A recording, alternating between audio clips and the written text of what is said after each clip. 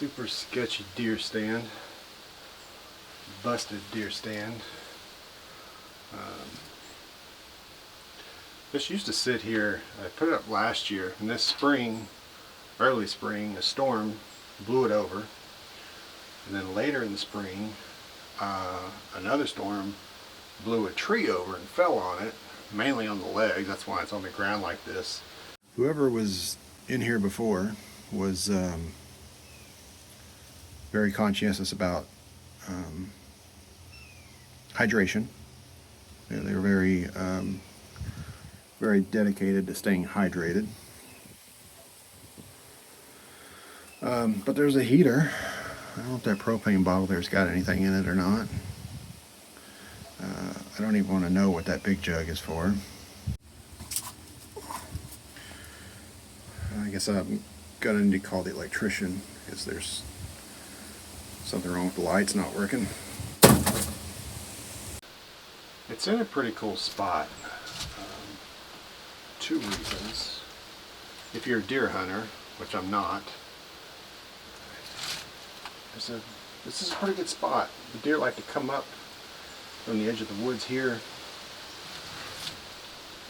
So it's a pretty good vantage point for that. Now, why I'm here is got a big drainage ditch that runs right outside this thing. And this is kind of, you know, with the big dam that they have right now, that means all the water's got to come this way. So we're kind of in new territory here from what you typically see. Right now, I'm kind of surprised because we got some rain. I thought the water would be a little bit higher. Seems like it's lower from last time I was here. We are supposed to get, they say we're going to get 6 inches of rain this week. So I definitely expect this to rise. We'll see what that big dam looks like. Kind of see where the water level is. And I think, you know, kind of one thing I've decided, I'm going to kind of shift a little bit this year.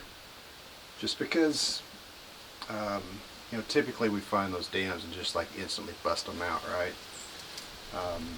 But for that big one anyway, I think I'm just going to leave it. They're going to have to do something down here on this end. Otherwise the water's just going to go out this way and that dam does nothing. So that's kind of why I'm watching this end down here, because I expect them to build something somewhere if they haven't already. But you know, originally the plan was we weren't going to dam, or we weren't going to close the gates. Like we have gates on pipes where we can control the water, and we'd kind of decided this year we just weren't going to close them. We're going to let the water get out of here so that we could work on cleaning up these ditches. You guys have seen, if you've watched any of the videos before, these ditches are really bad with the overgrowth and stuff. You got fallen trees in them and stuff, so you need to spend some time to clean that up. And the problem is you can't do it when it's flooded. But it appears that the plan has changed because the gates are shut. I haven't talked to Dad about it yet. I don't even know if I'm going to even mention it. I think I'm just going to go with it. But so the gates are closed. That means we're going to flood everything. Might as well let's just see. Let's just take advantage. Let's see how much water we can get in here. It'll make, you know, when we do eventually take that big dam out, might make for a pretty good video. So in the meantime, what we'll do from that big dam on this way, this is where I expect all the water to build, and then of course going up to the front, because that's behind this dam, and there's also the spillway, so it's going to flood too. The boards are in the spillway, so that's going to flood. So we're going to keep a close eye on this winter, and we'll just see. We'll see how much water we can get in here. This ought to fill up. The size of that dam, we should get a lot of water right here. and so it'll make taking that dam out a lot of fun. From that dam to the other side, you know, down where a lot of the other videos have been to this point, we'll keep that clear if anything happens. I know that the two lodges that I know of are on the other side of that dam, so why they're damming this up, I don't know. It tells me that somewhere there's a lodge down here too. So we'll see if we can find that as well. So I thought I might just sit here for a bit. My main reason for being over here today is that I need to put out trail cams. Dad's been, you know, he's got the corn pile that he says the deer aren't touching it. And he thinks that it's because we have some poachers around, typically like road hunters, but they also run dogs and such, and he thinks it's because of that. Now, also something that's different this year is our neighbors on the other side of the bayou over there, they've put up these things right on the bayou, like just other side of our property, and so I feel like it's probably more that, but Dad thinks it's the poacher. He hasn't seen poachers. We haven't seen people hunting in those stands, so we don't know. But we're going to put up cameras, and we're going to see if we can find out what's going on over there. And I'm curious too. Now, I put cameras out for the beavers, and I know that the beavers definitely come out at night. But I also think too that, or I'm trying to see anyway, if I can see them in the day. And I thought, you know, something like this might be pretty good. Of course, I'm going to have to sit here and be quiet. I can't sit here and be talking, and but I think if you sat here long enough, or maybe we can figure out like where the lodge is and such, but I've got a telephoto lens, so I'm going to be able to, other than there's kind of some obstruction from the brush and stuff, I'll be able to get a good camera shot if something does happen. So I'm going to switch this lens. Just be prepared for something comes along. I'm trying to get that where you can see what I'm seeing. Let's see me also. So, all right. So I think we'll wrap up from this spot. We'll probably come back here frequently. I think this would be an interesting spot, especially as winter sets in.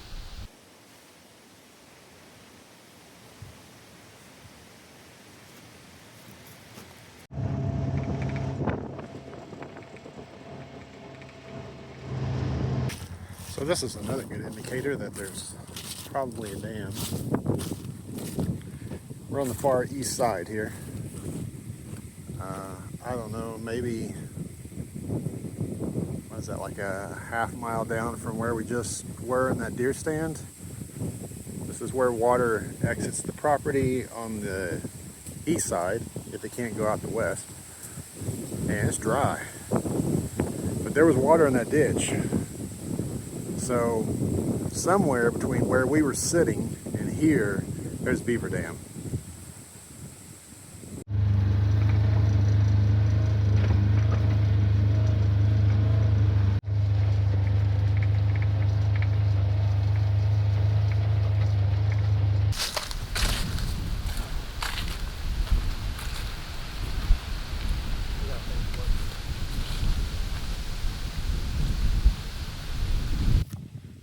See how things look here. Wow. Water's way down.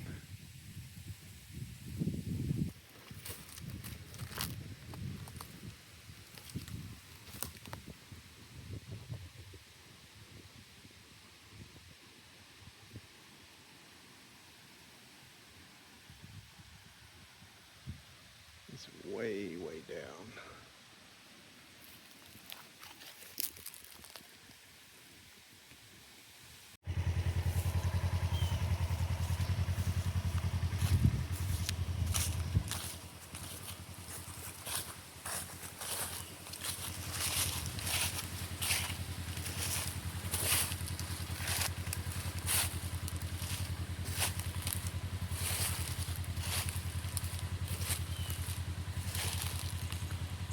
Wow, look at that. Completely dry here. Oh, look at that right there. That's one of the that's the old lodge. I don't know if they're still using it with there not being any water.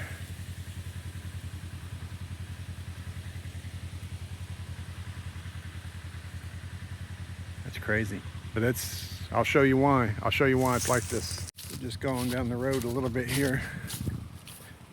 And we'll see.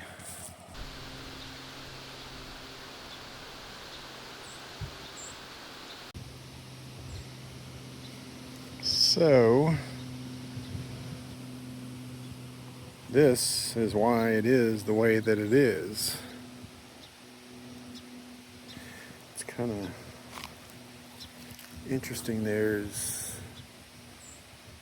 water on the backside of this big dam. It looks like they've got that pipe right there completely covered. But like I said, it doesn't matter right now. On up this pipe is the spillway, or on up this ditch is the spillway. The boards are in the spillway. So anything coming through here right now is just what's leaking by the spillway. And kind of what I'd like to see is I want to kind of see how high this water gets. And I want to see if the Beaver keeps building on this dam, because it can get higher. Definitely get a lot higher. That's probably, the camera doesn't show it very good. Let me see if I kneel down, if it looks any different. I'd say that's maybe like 3 feet of dam sticking out of the water. I remember last time, or a while back when we kind of first showed this, I estimated there was probably about 6 feet from the water level up to the top of the dam.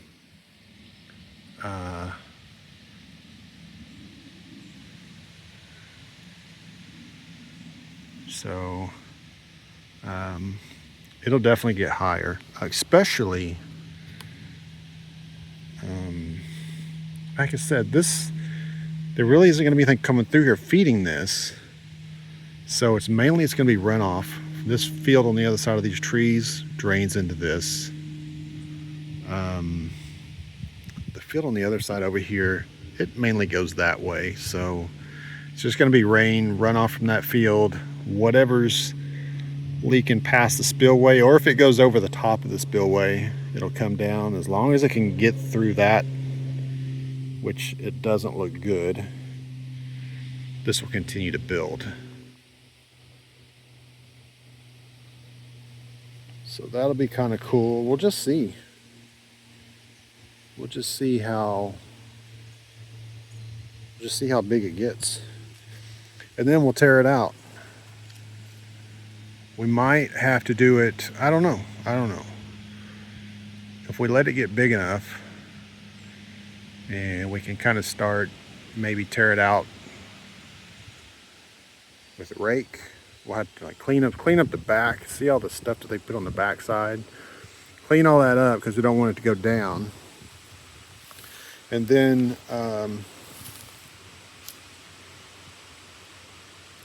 you could just kind of like come at it from the back and just really make like a spot of it thin, and then just let it water push it through and just kind of tear itself down, most of it anyway. We could also use the backhoe, and that's an option too. I mean, the backhoe could get up here and it could at least probably reach more than half of this. I don't think it wouldn't be able to get all of it, but I don't know. To me, I think just tearing it out by hand would be more fun. And I think it would be better video. Kind of curious why. Look at all the, I don't know, I have to look at my tracks. I don't know if those are raccoon or beaver. Obviously beavers would be all over this thing, but raccoons too. This would be a good place for a camera though.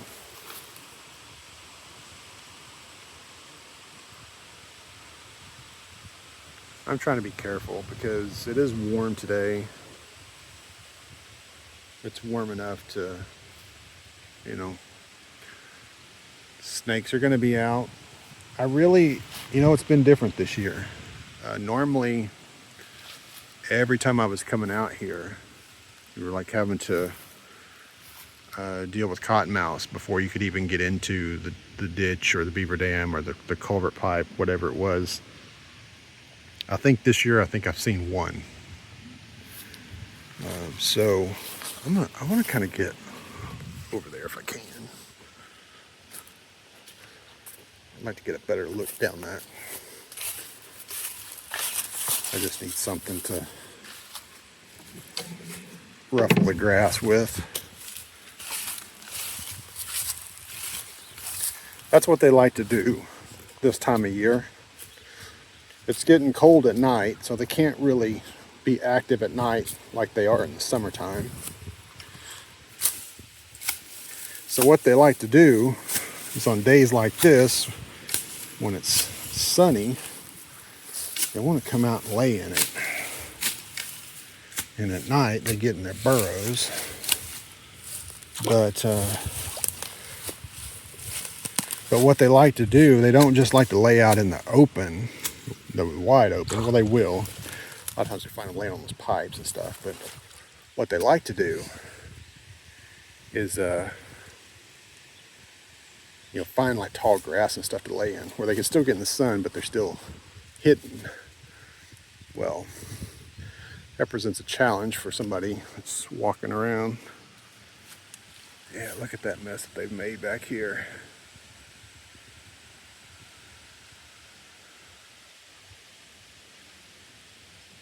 Have you ever seen the channel, if you like the Beaver Dam videos, there's a channel called, I think it's pronounced Kenneslova. He has a very good technique. And it seems like most of the dams that he does, it's kind of a situation very similar to this. It seems like it's a farm type environment with drainage ditches for farms. And he's kind of got this technique. These dams get huge and he kind of tears them out from the back. It just keeps working forward, forward, forward until the water pressure just makes it fall in on itself. Makes for some very good video. I watched one last night that was just as incredible. Almost took his camera out. So maybe we can do something like that here. But we got to get a lot more water.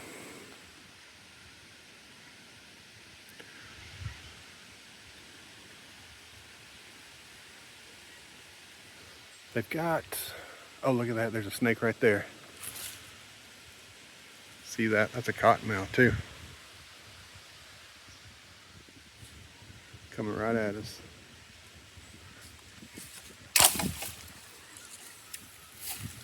Man, I don't have, let's see.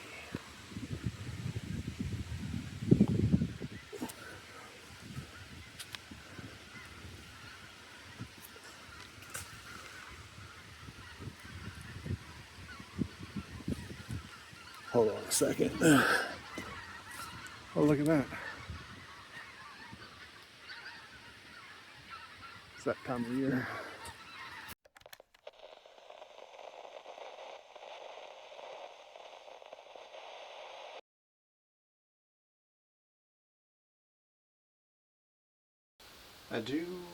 I hope that you're having a better morning than I started out with. stop at my normal breakfast stop.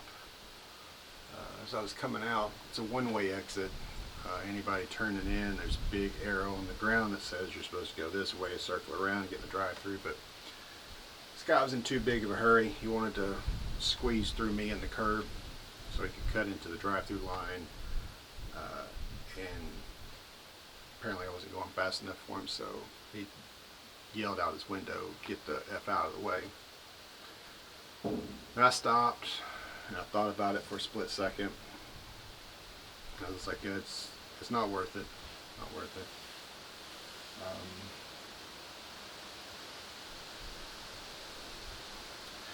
The world is self-balancing, and so somewhere, it may not be today, it may not be tomorrow, but people that act like that, they'll get it back, and probably 10 times worse. So I'll just let the world work the way that it does.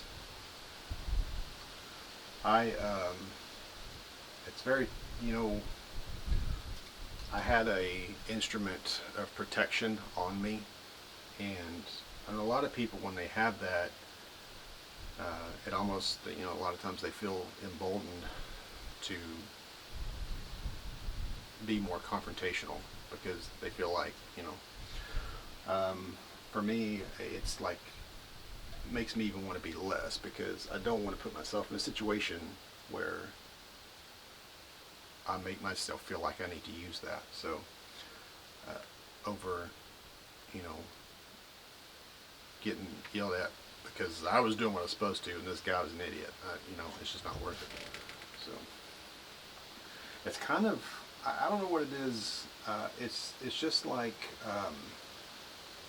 traffic laws are not enforced anymore. At least where I live and the places I've been, traffic laws are not enforced. And the way everybody drives is just like a free-for-all. There's no speed limit. There's no following basic traffic laws of the things you're supposed to not do to be safe for yourself and other motorists. So none of it applies. There's no traffic law enforcement, so that's why there's no traffic laws. I say that. There are traffic laws, obviously, but if you don't enforce them, there's no traffic laws. Cops don't enforce traffic laws. I don't know if it's because they're scared to pull people over, because the way people act when they get pulled over. I wouldn't want to pull people over either, but if you're going to be a cop, that's kind of part of the job. You got to learn to deal with it. But I don't know. There's just, if you don't enforce the laws, people aren't going to obey. If you don't enforce the laws, people aren't going to obey the laws. Most people aren't. People that have a good moral compass and stuff, they're going to follow the laws, but that's not everybody, and sadly, it's probably not even the majority. Used to, the fear of high insurance rates, I think, is what kept people motivated to not drive like crazy, and not get tickets. But now, if cops aren't writing tickets, you don't have to worry about that. And, too, people just drive without insurance, without consequences too, it seems. So, anyway, that's my morning rant.